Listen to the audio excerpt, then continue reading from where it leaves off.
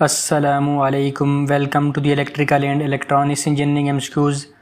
Guys, आज की video में हम पाकिस्तान एटॉमिक एनर्जी कमीशन का असिस्टेंट मैनेजर इलेक्ट्रॉनिक्स का पेपर डिस्कस करेंगे। ये पेपर 24 अगस्त 2021 को ये पेपर कंडक्ट हुआ है। कैरियर 1737 के थ्रू ये पेपर कंडक्ट हुआ है और शिफ्ट 8 का पेपर है। हमारे एक सब्सक्राइबर, हमारे फ्रेंड, उन्होंने ये पेपर शेयर किया है। तो बहुत से क्वेश्चन इस पेपर में भी कंप्लीट क्वेश्चन की स्टेटमेंट नहीं थी, तो बाज़ क्वेश्चन के ऑप्शन भी सही तरह गिवन नहीं थे, तो बाज़ क्वेश्चन की स्टेटमेंट भी कंप्लीट नहीं थी। तो मैंने अपनी तरह से पूरी कोशिश की इसको बेहतर से बेहतर तरीके से कंपाइल कर सकूं। तो आई होप आपको हमारी वीडियो पसंद आएगी। तो वो तमाम फ्रेंड जिन्होंने अभी तक हमारे यूट्यूब चैनल को सब्सक्राइब नहीं किया, उनसे रिक्वेस्ट है कि चैनल को सब्सक्राइब करें और बेल आइकन पर क्लिक करें ताकि हमारी नई आने वाली वीडियोज़ की अपडेट्स आपको टाइम पर मिल सकें। तो फ्रेंड्स, असिस्टेंट मैनेजर इलेक्ट्रॉनिक्स का पेपर है, तो इसमें टोटल 40 एमसीक्यूज़ होते हैं और 50 मिनट का टाइम होता है और एक इनकरेक्ट आंसर के एक मार्क्स इसमें कट जाता है क्योंकि इसमें नेगेटिव मार्किंग होती है। तो each correct answer has 5 marks, तो टोटल ये 200 मार्क्स बनते हैं। तो फर्स्ट क्वेश्चन है इसमें, question number 1, for low frequency oscillator which semiconductor power diode is preferred. तो इस पावर डायोड की यहाँ पर बात की जा रही है। अगर लो फ्रीक्वेंसी ऑसिलेटर में कौन से पावर डायोड को प्रेफर किया जाता है, ये नॉर्मल डायोड की यहाँ पर बात नहीं की जा रही, यहाँ पर सिर्फ पावर डायोड की बात की जा रही है। तो फ्रेंड्स, पावर डायोड के बारे में मैं ऑलरेडी वीडियो बना चुका हूँ। पावर इलेक्ट्रॉनिक्स की प्लेलिस्ट में जाके आप पावर डायोड की वीडियो को देख सकते हैं, उनके एमसीक्यूज़ भी देख सकते हैं, डिटेल में पावर डायोड के टाइप्स को भी देख सकते हैं। तो पावर डायोड के टाइप्स हमारे पास 3 किस्म के डायोड होते हैं, general purpose diode, fast recovery diode और थर्ड टाइप जो हमारे पास शॉर्टी डायोड। ये 3 टाइप्स हैं। तो सबसे जो जनरल पर्पस डायोड की बात कर लेते हैं। General purpose diode are used in low frequency speed oscillator up to the 1 kilohertz frequency तक इनको यूज़ किया जाता है लो फ्रीक्वेंसी ऑसिलेटर के तौर पर, with high reverse recovery time. जो उसका रिवर्स रिकवरी टाइम है 25 माइक्रोसेकंड है। इन पॉइंट्स को आप नोट कर लें, तो इस तरह के क्वेश्चन एग्जाम में आ जाते हैं। तो नेक्स्ट हमारे पास जो जी तो टनल डायोड होता है। टनल डायोड इज माइक्रोवेव में से यूज़ किया जाता है। Tunnel diode is use in microwave has low frequency oscillator. तो यहाँ पर हमें पूछा गया है for low frequency oscillator which semiconductor power diode. तो सेमीकंडक्टर पावर डायोड की यहाँ बात की जा रही है, तो वो जनरल पर्पस डायोड है। ये सेमीकंडक्टर डायोड को 3 टाइप्स मैंने आपको बताई थी, तो जनरल पर्पस डायोड हैं। तो इसकी ये वैल्यूज़ को भी आपने याद रखना है, ये पेपर एग्जाम में आ जाती हैं। अगर इसी तरह सेमीकंडक्टर माइक्रोवेव के बारे में ये क्वेश्चन हो, तो माइक्रोवेव में हम टनल डायोड को यूज़ करते हैं as a low frequency oscillator के तौर पर, और इसकी नेगेटिव रेजिस्टेंस होती है। तो इंपॉर्टेंट कैरेक्टरिस्टिक्स एग्जाम में इस तरह के क्वेश्चन आ जाते हैं। तो ऑप्शन नंबर डी इसमें हमारा जो है वो राइट आंसर रहता है। तो नेक्स्ट क्वेश्चन को देख लेते हैं। Question number 2, DMA control uses. DMA mean direct memory access. तो माइक्रो प्रोसेसर में ये क्वेश्चन है। तो फ्रेंड, इसके ऑप्शन तो हमारे पास अवेलेबल नहीं है, इसकी तमाम डिटेल मैं आपको बता देता हूँ। इंपॉर्टेंट डिटेल है जो एग्जाम में आ सकती है। ये आप देख सकते हैं, DMA controller is a hardware device that allows IO devices to directly access the memory without less participation of microprocessor. तो ये देख सकते हैं, डीएमए कंट्रोलर जो होता है बेसिकली हार्डवेयर डिवाइस है जो आउटपुट डिवाइसेस को डायरेक्टली एक्सेस देती है विद मेमोरी के साथ, with less participation of microprocessor. तो उसमें माइक्रो प्रोसेसर की कम से कम उसमें प्रोसेसिंग यूज होती है क्योंकि वो डायरेक्टली एक्सेस दी जाती है, वो करती है मेमोरी के साथ। तो इसको आपने याद रखना, DMA controller needs the some old circuits of the interference communicate with the CPU input and output devices. तो कंप्लीट ब्लॉक डायग्राम में आपको बता सकता हूँ, ये complete block diagram DMA controller की, ये कंप्लीट ब्लॉक डायग्राम है डीएमए कंट्रोलर की, कंप्लीट ब्लॉक डायग्राम है। काफ़ी इंपॉर्टेंट डायग्राम है, इसको आपने याद रखना है। इसमें इंपॉर्टेंट चीज़ें मैं आपको आप रीड भी कर सकते हैं। The unit communicate with the CPU through the data बस एंड कंट्रोल लाइन। तो बेसिकली जो यूनिट इसमें डीएमए कंट्रोलर का जो कम्युनिकेट करता है सीपीयू के साथ, वो हमारे पास उसमें 2 चीज़, डेटा बस और कंट्रोल लाइन ये यूज़ की जाती हैं, इनके थ्रू कम्युनिकेट किया जाता है। कंट्रोल लाइंस और डेटा बस जो है, तो ये बेसिकली डीएमए कंट्रोलर की मेन, ये देख सकते हैं इसके रजिस्टर्स हैं ये वाले। तो इसमें आगे जो है through the use of address bus and allowing the DMA RS register to select the input registered with in the DMA chosen by the CPU, read and write are 2 way input. तो read और write basically 2 way inputs होती हैं DMA controller में। तो when the बीजी बस current is 0 the CPU can communicate with DMA register. जब हमारे पास बस करंट की जो ये इनपुट जो 0 होगी, जहाँ पर ये देख सकते हैं बस करंट बीजी जिसे कहा जाता है, इसकी इनपुट अगर 0 होगी तो सीपीयू हमारे पास कम्युनिकेट करेगा विद डीएमए रजिस्टर। किससे? ये डीएमए रजिस्टर हैं। तो सीपीयू है बेसिकली, जब इसकी यहाँ पर इनपुट ज़ीरो होगी, लॉजिक ज़ीरो, तो ये हमारे पास ये हमारे पास ये कम्युनिकेट कर CPU बेसिकली जो कम्युनिकेट करेगा वे ये इन रजिस्टर्स के साथ, ये तमाम रजिस्टर्स हैं DMA के, इनको आपने याद रखना है कौन कौन से रजिस्टर्स हैं। इसके अलावा जब भी हमारे पास CPU कम्युनिकेट हुआ है, नेक्स्ट हमारे पास व्हेन द BG बस current is input is 1 the CPU has relinquished and bus the DMA can communicate directly with the memory. जब हमारे पास इनपुट 1 होगी तो हमारे पास जो CPU है वो डायरेक्टली कम्युनिकेट करेगा DMA विद द मेमोरी, तो डायरेक्टली वो कम्युनिकेट करेगा। तो इसमें ये इंपॉर्टेंट पॉइंट्स आपने याद रखने हैं। नेक्स्ट हमारे पास जो है DMA कंट्रोलर के रजिस्टर कौन कौन से हैं, रजिस्टर्स के बारे में आपने याद रखना है। तो इसमें सबसे फर्स्ट रजिस्टर, तो DMA कंट्रोलर में टोटल 3 रजिस्टर होते हैं। MCQ को याद रखना है, MCQ में याद सकता है DMA कंट्रोलर हैज़ 3 रजिस्टर्स। तो फर्स्ट रजिस्टर जो है एड्रेस रजिस्टर, सेकंड रजिस्टर जो है वो काउंट रजिस्टर है, तो थर्ड रजिस्टर जो है वो जो कंट्रोल रजिस्टर कहा जाता है थर्ड रजिस्टर। ये 3 रजिस्टर्स हैं, इन तीनों के फंक्शन भी लिखे हुए हैं। It contain the address to specify the desired location of memory, it contain the number of words, तो control register specify the transfer mode. तो ये इंपॉर्टेंट है, याद रखना कंट्रोल रजिस्टर जो होता है वो किस चीज़ को स्पेसिफाई करता है, ट्रांसफर मोड को। ये MCQs में इस तरह के एग्जाम में क्वेश्चन आ जाते हैं। तो फ्रेंड्स नेक्स्ट, तो all the register in DMA appear add to the CPU at input interface register, therefore the CPU can both read write the DMA registers under the control via data bus। तो ये इसके ये वाले register आप देख सकते हैं, address register, word count register और कंट्रोल रजिस्टर। इनके फंक्शन भी टोटल 3 रजिस्टर होते हैं DMA में, इनके फंक्शन भी यहाँ पर ये लिखे हुए हैं। तो इंपॉर्टेंट पॉइंट्स है फ्रेंड्स, इनको आपने याद रखना है क्योंकि एग्जाम में इसके बारे में क्वेश्चन डायरेक्ट आ सकते हैं। तो DMA के बारे में कोई भी क्वेश्चन आता है आप आज इजीली इसको सॉल्व कर सकते हैं। आगे इसकी डिस्क्रिप्शन और भी है। The CPU initialize the DMA by sending the given information through the data bus. तो CPU भी इन्फॉर्मेशन सेंड करती है, वो डेटा बस के थ्रू सेंड करती है, जो हमारे पास डेटा बस होती है। तो ये डेटा बस आप देख सकते हैं। तो ये द स्टार्टिंग एड्रेस है memory block where the data is available, it also need the words count the number of words in the memory. तो ये फंक्शन जो सेकंड फंक्शन प्रोग्राम किया जाता है वो वर्ड काउंट रजिस्टर के थ्रू परफॉर्म किया जाता है। Control to define the mode transfer such as read write a control is being DMA transfer. तो ये कंट्रोल रजिस्टर बेसिस जो होता है ये DMA ट्रांसफर के थ्रू परफॉर्म करता है, ये कंट्रोल रजिस्टर जो होता है। तो इंपॉर्टेंट फंक्शन इसको आप देख सकते हैं, इनको आपने याद रखने से में से एग्जाम में से क्वेश्चन आ सकते हैं। नेक्स्ट क्वेश्चन को देख लेते हैं। Question number 3, biomass by Seema's, biomass नहीं बल्कि by Seema's is made up of which of the following combination by CMOS। तो CMOS mean complementary metal oxide semiconductor is made up of which of the following combination, bipolar BJT and CMOS transistor, BJT transistor and CMOS transistor, unipolar and CMOS transistor, IGBT and SIT means static induction transistor, FET and MOSFET transistor। तो इसमें answer बनता है option number ए जो है वो bipolar and BJT transistor से मिलकर हमारे पास बाई CMOS बनता है। Bi CMOS technology combines the bipolar and CMOS transistor in single integrated circuit by retaining the benefit of bipolar and CMOS bi MOS is available to achieve the VLSI circuit with high.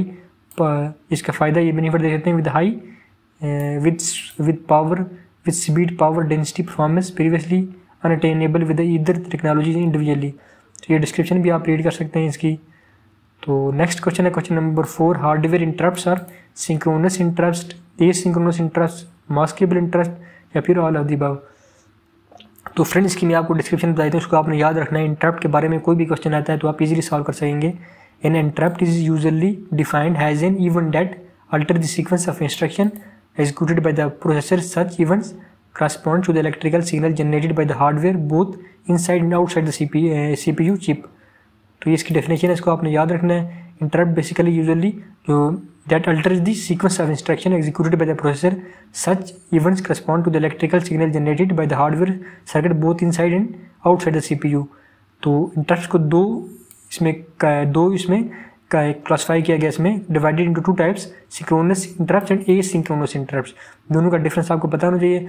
Synchronous interrupts are provided by the CPU control while the executing instruction and called the synchronous because the control do not issue the only after terminating execution of instruction।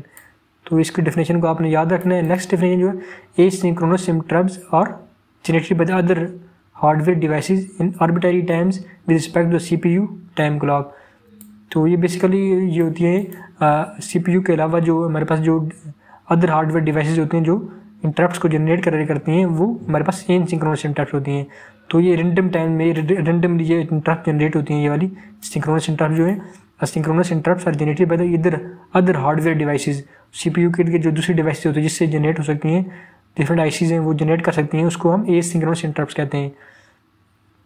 तो synchronous interrupt जो होती है basically वो directly CPU control करके generate करता है, CPU generate करता है। दो अदर डिवाइसेज जो जनरेट करेंगे वो एसिंक्रोनस इंटरप्ट होगी। तो हार्डवेयर इंटरप्ट्स आर जो हार्डवेयर के साथ अदर हार्डवेयर के साथ एसोसिएट करती हैं वो एसिंक्रोनस इंटरप्ट्स होती हैं। Option number B is a right answer. Question number 5 को देख लेते हैं। फ्रेंड नेक्स्ट क्वेश्चन है how many valid quantities in S R flip flop.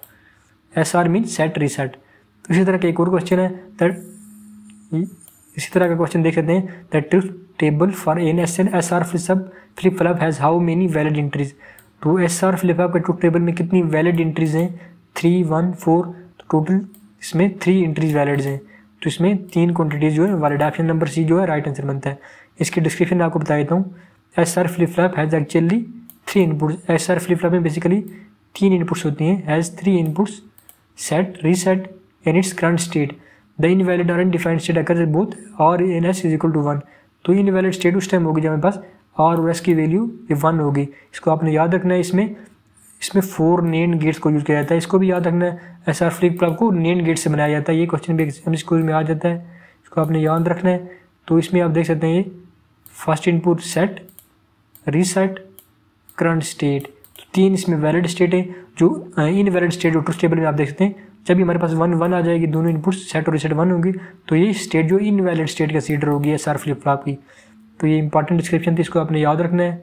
तो इस क्वेश्चन का ऑप्शन नंबर सी जो है वो राइट आंसर बनता है। 3 वैलिड क्वांटिटीज इसमें होती हैं। नेक्स्ट क्वेश्चन है question number 6। S R flip flop is used in. S R का फ्लिप फ्लॉप का दोबारा क्वेश्चन आ गया है। Option A racker, stable oscillator, binary storage register, transition pulse generator. तो option number C binary storage register में से use किया जाता है। इसी तरह के सिमिलर एमसीक्यूज है, इसको भी आपने याद रखना है। One example of the use of an S R flip flop is transition pulse generator racker. तो स्विच डिबाउंसर के तौर पर इसे यूज किया जाता है। तो ये क्वेश्चन भी एग्जाम में आ सकता है। नेक्स्ट क्वेश्चन है guys question number 7। Flip flop can store 1 bit of data, 2 bits of data, 3 bits of data, 4 bits of data. तो इसमें राइट आंसर आपके नंबर है flip flop can store 1 bits of data. तो ये 3 question flip flop में से आए हैं। नेक्स्ट क्वेश्चन है which keyword is use to declare the base class method while performing the overriding base class method. ये सी लैंग्वेज का ये क्वेश्चन है ये। तो इसमें वर्चुअल मेथड को यूज किया जाता है, virtual method. Option number C B is a right answer. Which keyword is use to declare a base class method while performing overriding of base class method. Option number B is the right answer. Question number 9 है embedded system usage. तो इसके description में guys आपको बता देता हूँ, काफ़ी helpful होगी आपके लिए।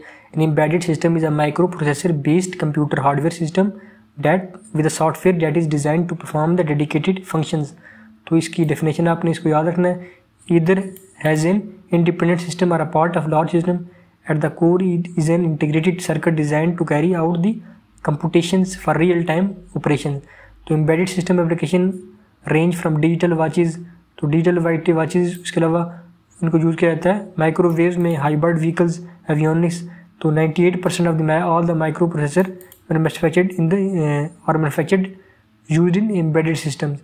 तो इसकी एप्लीकेशन को भी आपने याद रखना है। इसका ऑप्शन तो गिवन नहीं है, इसकी डिस्क्रिप्शन गाइज मैंने आपको बता दिया है, तो आपके लिए काफ़ी हेल्पफुल होगी ये। नेक्स्ट क्वेश्चन है which law is associated with IC fabrication.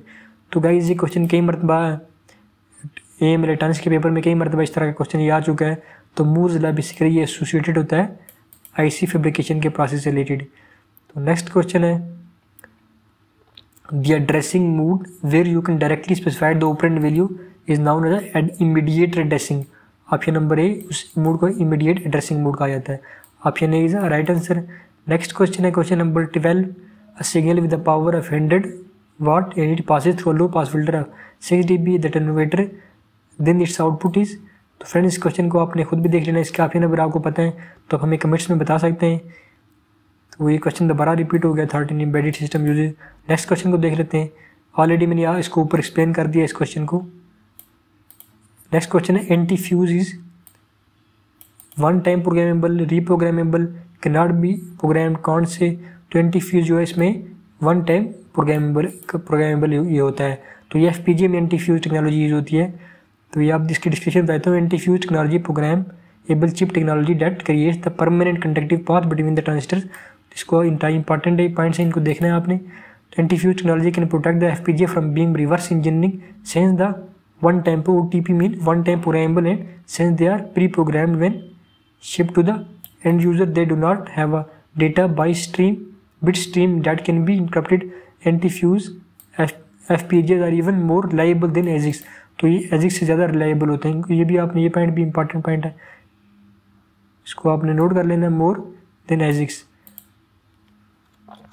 तो गाइज इसमें जो FPGA होती है बेसिकली रिवर्स इंजीनियरिंग से बचने के लिए, दोबारा इस बचने के लिए इसे वन टाइम प्रोग्राम किया जाता है, इसमें चेंजिंग नहीं की जा सकती, कोई भी इसमें चेंजिंग नहीं कर सकता। तो इसको option A is a right answer.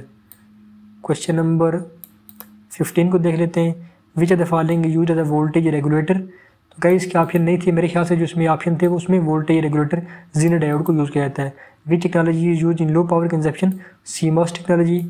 Question number 17 IC fabrication process power losses, IC fabrication process में पावर लॉसेज किस चीज़ पर डिपेंड करते हैं, वोल्टेज, फ्रिक्वेंसी, ऑन स्टेट। तो गाइस इसमें फोर्थ ऑप्शन यहाँ पर गिवन नहीं है, इसमें मेरे ख्याल से जो राइट आंसर बनता है option number C, on state of IC के ऊपर पावर लॉसेज जब डिपेंड करते हैं। नेक्स्ट क्वेश्चन में question number 18 the Boolean function of XOR gate. XOR gate आप देख सकते हैं, XOR गेट भी आपके सामने है, XNOR गेट, ये दोनों गेट्स यहाँ पर आप देख सकते हैं। तो ये XOR गेट्स ये है, इसके बूलियन एक्सप्रेशन ये है, ये वाली बूलियन दो एक्सप्रेशन, दोनों एक्सप्रेशन यहाँ पर गिवन है, ये कंप्लीट एक्सप्रेशन है XOR गेट। इसका कन्वर्ट कर दें तो XNOR गेट की ये बूलियन एक्सप्रेशन है। इनको आपने याद रखना है, दोनों बूलियन एक्सप्रेशन को। एग्जाम में इस तरह के क्वेश्चन आ जाते हैं, इससे पहले भी XOR गेट के बारे में क्वेश्चन आते रहे। तो friend question number 19 the actual time of CPU processing is. CPU processing का एक्चुअल टाइम क्या होता है। तो गाइस इसके ऑप्शन गिवन नहीं है, अगर आपको ऑप्शन पता है तो आप हमें कमेंट्स में बता सकते हैं, मैं इस फाइल को अपडेट कर दूंगा। फ्रेंड्स आई होप आपको हमारी आज की वीडियो पसंद आई होगी। तो जिन फ्रेंड ने अभी तक चैनल को सब्सक्राइब नहीं किया उनसे रिक्वेस्ट है कि चैनल को सब्सक्राइब करें और बेल आइकन पर क्लिक करें ताकि हमारी नई आने वाली वीडियोज़ की अपडेट्स आपको टाइम पर मिल सकें। Thank you so much.